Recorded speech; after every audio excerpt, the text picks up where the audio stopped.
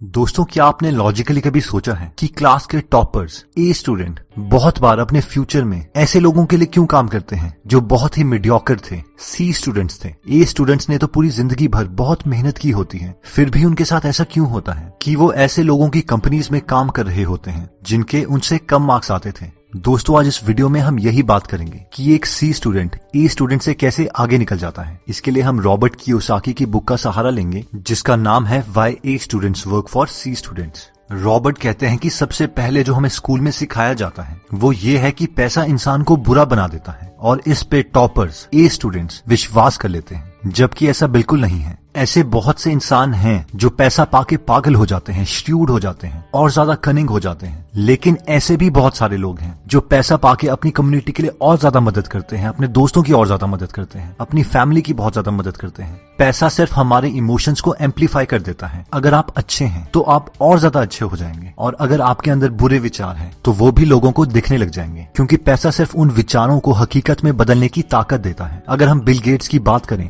तो पहले वो हम जैसे आम इंसान ही थे जो कि एक बिलियनर बन गए, और अब वो अपनी पूरी जिंदगी की मेहनत की 90% कमाई डोनेट कर रहे हैं और अपने बच्चों को उनमें से बहुत छोटा हिस्सा दे रहे हैं। उसी तरीके से अगर आपके अंदर अपने फैमिली मेंबर्स, अपने पेरेंट्स की हेल्प करने की चाह है तो जैसे ही आपको पैसे मिलेंगे आप सबसे पहले उन इच्छाओं को पूरा करेंगे और अपने फैमिली मेंबर्स और पेरेंट्स की मदद करेंगे। लेकिन अगर हम एकेडमिक लाइफ में देखें तो मैक्सिमम स्टोरीज जो हमें पढ़ाई जाती हैं वो इनडायरेक्टली यही इशारा करती हैं कि पैसे वाले लोग ही विलन हैं, और इसीलिए कहीं ना कहीं हम ज्यादा पैसों को बुराई के इमोशन के साथ जोड़ देते हैं और ये सोचते हैं कि अगर हमारे पास कम पैसे होंगे तभी हम अच्छे इंसान रह पाएंगे, जबकि ये उल्टा है। अगर हम अच्छे इंसान हैं तो पैसा मिलते ही हम ज्यादा लोगों की हेल्प कर पाएंगे। रॉबर्ट कहते हैं कि दूसरी बात जो हमें स्कूल में सिखाई जाती है वो ये है कि उधार लेना बुरी बात है, जबकि ऐसा बिल्कुल नहीं है। उधार दो टाइप के होते हैं, good debt and bad debt. Bad debt यानी बुरा उधार वो है जो आपने ऐसी चीजों को खरीदने के लिए लिया है जिसकी वजह से हर महीने आपकी जेब से पैसे जाते हैं, जैसे कि कम इनकम होने के बावजूद कार लोन ले लेना, हाउस लोन ले लेना, एक्सेट्रा। जबकि गुड डेट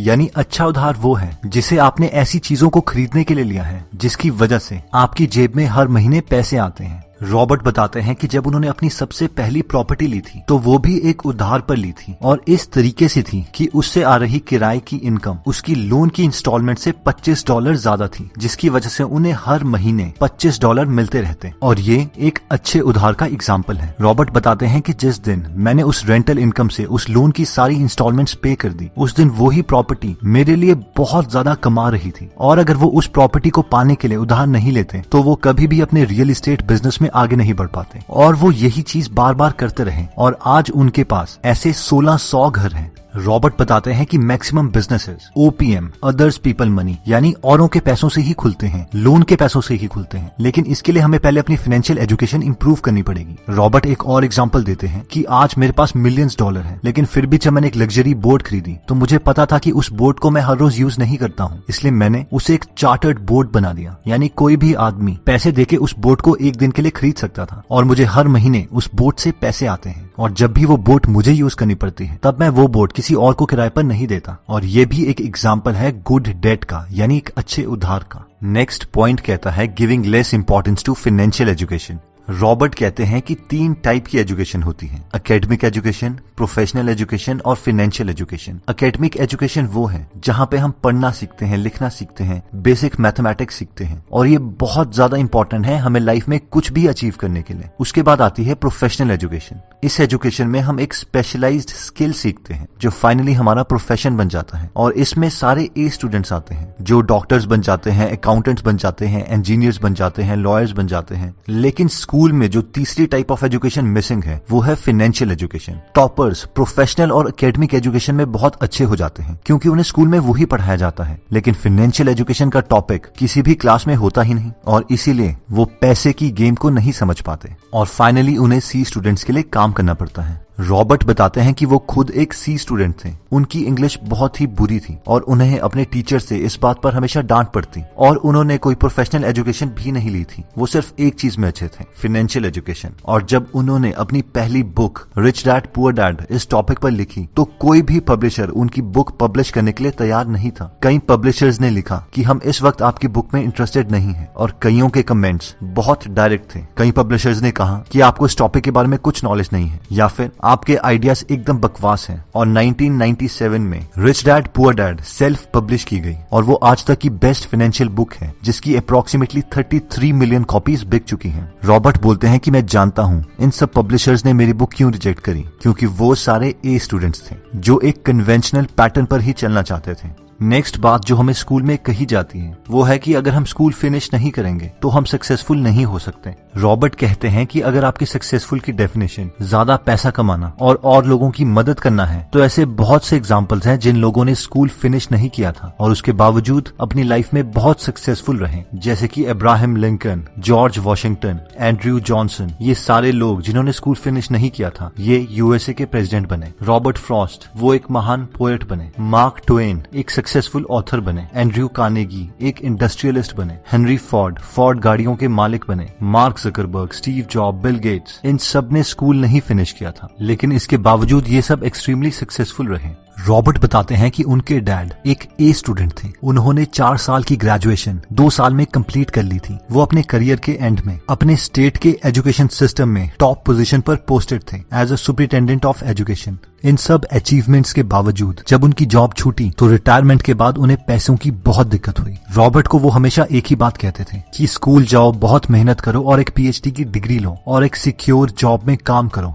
जहां पर आपको मेडिकल बेनिफिट्स मिले, पेंशन मिले। इनडायरेक्टली वो रॉबर्ट को भी खुद जैसा बनाना चाहते थे, लेकिन उनके रिच डैड उन्हें फाइनेंशियल एजुकेशन देते और मोनोपोली गेम खिलाते। एक बार रॉबर्ट के रिच डैड रॉबर्ट और उसके दोस्त को अपनी प्रॉपर्टी दिखाने के लिए ले गए जो उन्होंने बाकी लोगों को किराए पर दी थी, और उन्होंने रॉबर्ट को कहा जिस दिन मैं इन सब के किराए से इन घर के सारे लोन पे कर दूंगा उस दिन मेरे लिए ये सारे घर बहुत ज्यादा पैसे कमाएंगे। यानी वो रियल लाइफ में भी मोनोपोली गेम ही खेल रहे थे। और फाइनली हुआ भी ऐसे ही। वो 8th क्लास फेल आदमी हवाई का सबसे अमीर आदमी बन गया। जब रॉबर्ट ने आके ये बात अपने रियल डैड को बताई कि पापा, माइक के डैड तो रियल लाइफ में भी मोनोपोली खेल रहे हैं, ये सुनने पर उसके रियल डैड ने उससे गुस्सा किया कि जाके अपना होमवर्क कंप्लीट करो। ऐसा कुछ नहीं होता, रियल लाइफ कोई गेम नहीं है। रॉबर्ट बताते हैं कि किसी को भी अगर अपनी लाइफ में अमीर बनना है तो उन्हें इन 2 कॉन्सेप्ट्स की जरूर समझ होनी चाहिए। पहली है इनकम स्टेटमेंट और दूसरा है कैश फ्लो क्वाड्रेंट। जब भी एक नॉर्मल आदमी अपने महीने के खर्चे लिखता है तो वो सिर्फ 2 चीजें लिखता है, इनकम और एक्सपेंस। इनकम जो वो हर महीने पैसे कमाता है और एक्सपेंस उसके महीने का खर्चा, और उसके अलावा उसे कुछ नहीं सोचता। वो हर बार अपनी इनकम को बढ़ाने में लगा रहता है और इसे ही वो एक अमीरी समझता है। लेकिन एक फाइनेंशियली एजुकेटेड आदमी, एक ट्रूली रिच आदमी अपनी मंथली फाइनेंशियल स्टेटमेंट में 2 और कॉलम बनाता है, एसेट्स और लायबिलिटीज। एसेट्स ऐसी चीज है जो उस आदमी को हर महीने पैसे कमा के देती है बिना काम किए या बहुत कम काम किए, और लायबिलिटीज ऐसी चीजें हैं जो किसी आदमी की जेब से पैसे निकालती हैं। जैसे कि अगर आप कोई कार लोन में खरीद लेते हैं तो वो आपके लिए एक लायबिलिटी है। अगर आप लोन में एक घर खरीद लेते हैं तो वो आपके लिए एक लायबिलिटी है। लेकिन अगर आप उसी कार को रेंट में दे दें तो वो आपका एक एसेट बन जाएगा, क्योंकि हर महीने आपको वो पैसे कमा के देगी बहुत कम मेहनत के। उसी तरीके से अगर आप अपने घर का एक कमरा रेंट पे दे देते हैं तो वो आपका एसेट बन जाता है। किसी भी अमीर आदमी का सारा फोकस उसके एसेट कॉलम पर होता है कि वो ऐसी कौन सी नई चीजें खरीदे जो उसके लिए एसेट का काम करें। अगर वो नई शॉप खरीदता है तो उसमें किसी और आदमी को बैठा देता है ताकि उसे उस चीज में कम मेहनत करनी पड़े, और फिर नए एसेट को बनाने में लग जाता है।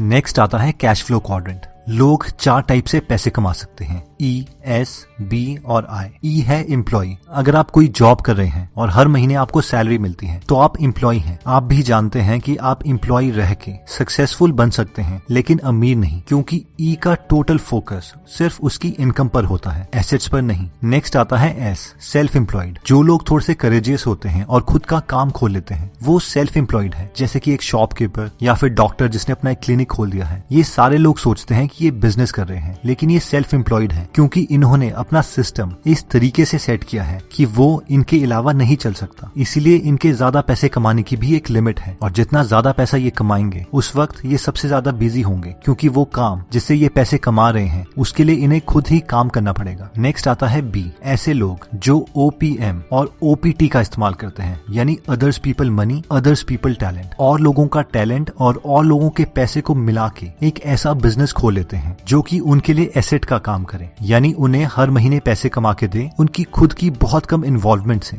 तो वो लोग बिजनेसमैन हैं। जैसे कि आज रॉबर्ट के पास 1600 घर हैं, वो उन्होंने OPM, अदर्स पीपल मनी, यानी लोन के पैसे से खरीदे हैं, और आज हर महीने उनसे रेंटल इनकम कलेक्ट करते हैं, वो भी OPT से, अदर पीपल टैलेंट, यानी और लोगों की मदद से। फोर्थ टाइप के लोग आते हैं इन्वेस्टर्स। जो लोग औरों के बिजनेस में इन्वेस्ट करते हैं वो इन्वेस्टर्स हैं। एट अ टाइम आप किसी भी 2 क्वाड्रेंट में, 3 क्वाड्रेंट में, 4 क्वाड्रेंट में हो सकते हैं, या फिर धीरे धीरे आप क्वाड्रेंट शिफ्ट कर सकते हैं। लेकिन आपको सक्सेस तभी मिलेगी जब आप B और I क्वाड्रेंट में भी हैं। एक E और S, एक एम्प्लॉय और सेल्फ एम्प्लॉयड का सारा फोकस उसकी इनकम पर होता है, जबकि B और I यानी बिजनेसमैन और इन्वेस्टर का सारा फोकस उसके एसेट्स कॉलम पर होता है। तो दोस्तों, इस वीडियो में हमने 4 चीजें देखी। पहला था कि पैसा आदमी को बुरा बना देता है, तो ऐसा कुछ भी नहीं है। पैसा सिर्फ पैसा है और वो आपको चीजें खरीदने की ताकत देता है। अगर आपके अंदर अच्छे इमोशंस हैं तो आप अच्छी चीजें खरीदेंगे, औरों की मदद करेंगे। अगर आपके अंदर बुरे इमोशंस हैं तो आप बुरी चीजें खरीदेंगे और औरों का नुकसान करेंगे। सेकंड चीजें जो हम सोचते हैं वो ये है कि उधार बुरा होता है। उधार 2 टाइप के होते हैं, अच्छा उधार और बुरा उधार। अगर आपने उधार ऐसी चीजों के लिए लिया है जिससे आपकी जेब से हर महीने पैसे जा रहे हैं तो वो बुरा उधार है, और अगर आपने ऐसी चीजों के लिए उधार लिया है जो आपको हर महीने पैसे कमा के दे तो वो एक अच्छा उधार है। नेक्स्ट आता है कि हम फाइनेंशियल सब्जेक्ट्स को इंपॉर्टेंस नहीं देते। अगर आप एकेडमिक या प्रोफेशनल सब्जेक्ट्स में अच्छे हैं तो इसका मतलब ये नहीं है कि आप नेचुरली फाइनेंशियल सब्जेक्ट्स में भी अच्छे हो जाएंगे। उसके लिए आपको अलग से मेहनत करनी पड़ेगी, और ऐसे बहुत सारे केसेस हैं जो लोग अच्छे प्रोफेशन में तो हैं लेकिन पैसे की कम समझ के कारण एक रिच इंसान नहीं बन पाते। और फाइनली आता है कि जो लोग स्कूल कंप्लीट नहीं करते हैं वो कभी सक्सेसफुल नहीं हो सकते। तो ऐसा भी बिल्कुल गलत है। जिन लोगों ने स्कूल कंप्लीट नहीं किया है वो प्रेसिडेंट तक बने हैं और बहुत बड़े बिजनेस ओनर तक बने हैं।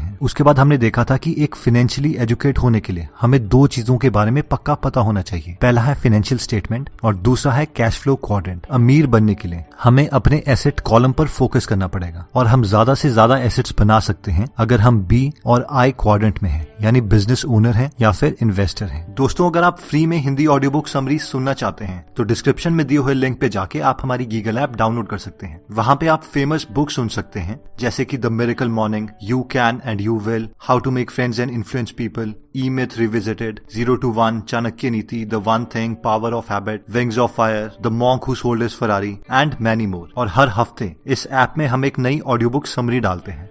दोस्तों, कमेंट सेक्शन में आप बता सकते हैं कि आप नेक्स्ट वीडियो किस टॉपिक पर चाहते हैं, ताकि हमें भी फीडबैक मिले और उसी टॉपिक्स को हम कवर करें। इस चैनल को जरूर सब्सक्राइब कर लीजिए और बेल का बटन दबा दीजिए ताकि आप ऐसी नॉलेजेबल वीडियोस कभी मिस ना करें। और इस वीडियो को लाइक जरूर कीजिएगा ताकि हमारा कॉन्फिडेंस बढ़े।